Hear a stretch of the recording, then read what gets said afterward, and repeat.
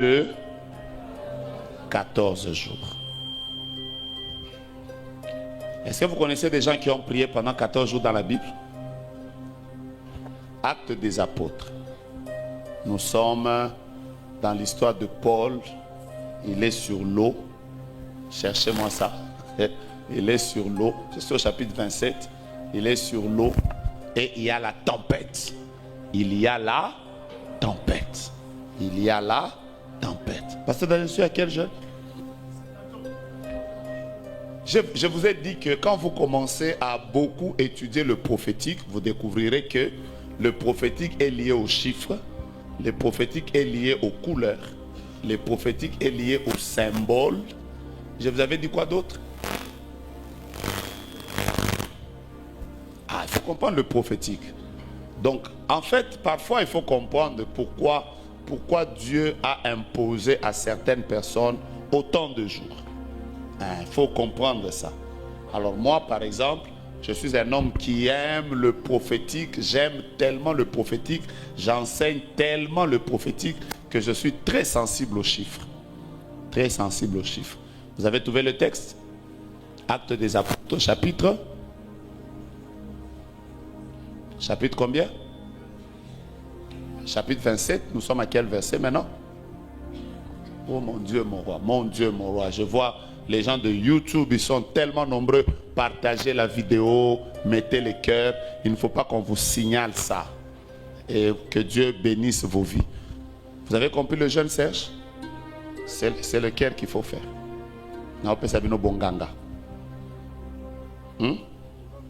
Toi, tu vas entrer dans tout. Tu vas commencer d'abord 1. Après, tu fais 3. Après 7. Après, tu fais 10. Je ne suis pas encore arrivé à 14. Je suis là. Je cherche l'endroit où ils ont jeûné. Ils sont restés sans manger pendant 14 jours. Après, qu'est-ce qui s'est passé après le 14e jour? Mamadi. Bon, comme vous n'avez pas trouvé, moi-même je vais le trouver pour vous. Acte 27, quel verset?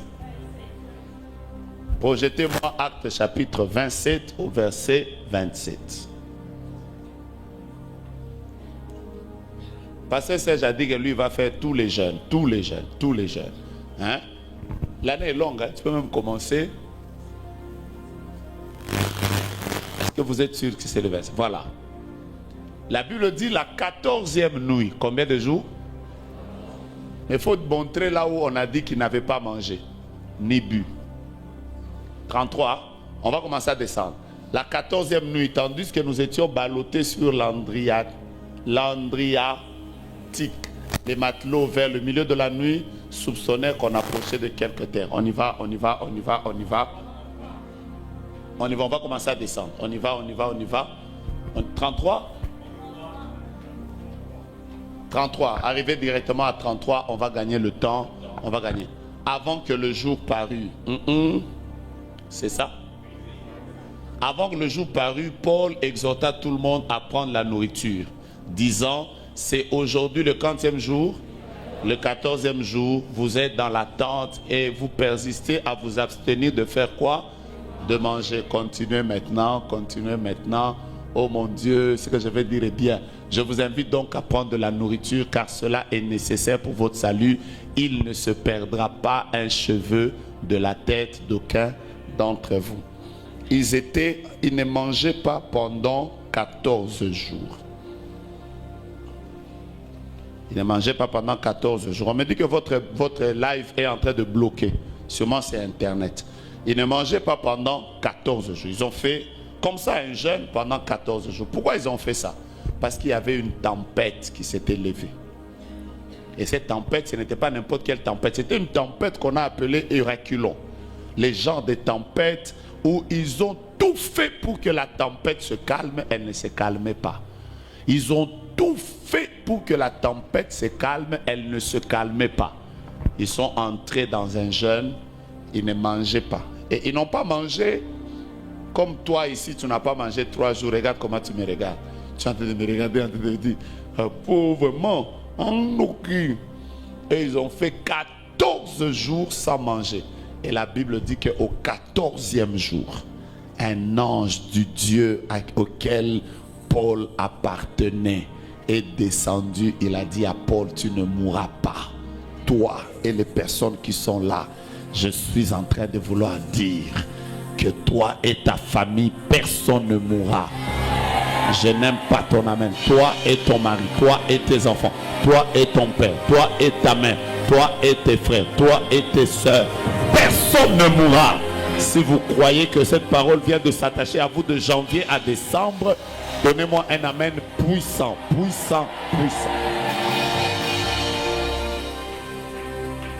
Quelqu'un me demande, prophète Jogas, qu'est-ce que tu es en train d'enseigner? Je suis en train d'enseigner qu'il y a des jeunes qu'il faut apprendre à faire quand il y a une tempête qui s'est levée dans votre vie. Quand il y a une tempête qui s'est levée dans votre couple. Quand il y a une tempête qui s'est levée dans votre famille et qui ne se calme pas. Il y a des tempêtes comme ça, quand elles s'élèvent, elles ne se calment pas. Vous emmenez les enfants à l'hôpital. Vous priez. Vous faites les offrandes. La tempête refuse de se calmer. Il y a des jeûnes qu'il faut apprendre à faire quand vous traversez la tempête. Je répète, il y a des jeûnes qu'il faut apprendre à faire quand vous traversez la tempête. Vous êtes dans des incompréhensions qui n'ont pas de tête ni de queue. Mes frères bien-aimés, tu as appelé les parrains, ça ne se calme pas. Vous êtes venu chez le pasteur, ça ne se calme pas. Ton enfant là, il est devenu ivrogne. Toi, tu ne l'as pas mis au monde pour qu'il devienne 3 fois. Ça veut dire qu'il s'appelle André, mais depuis un temps, il est devenu Juliette. Tu es en train de voir comment là, tu lui as parlé, ça ne s'entend pas. Tu as frappé, ça ne s'entend pas. Tu as appelé les pasteurs. La tempête ne se calme pas. Écoute-moi, quand tu traverses des moments de grande tempête, il faut parfois apprendre à faire des jeûnes comme le jeûne de 14 jours. Ce que je vous dis là, je les prends dans la Bible. Parce qu'il ne faut pas commencer à dire, prophète nous enseigne quoi. Je suis en train de prendre ça dans la Bible. Et quand vous prenez des jeûnes comme ça, bien aimé, le 14e jour, Dieu est apparu. Et je suis en train de dire à quelqu'un, Dieu va apparaître. On a prié avec une maman, qui était en Europe.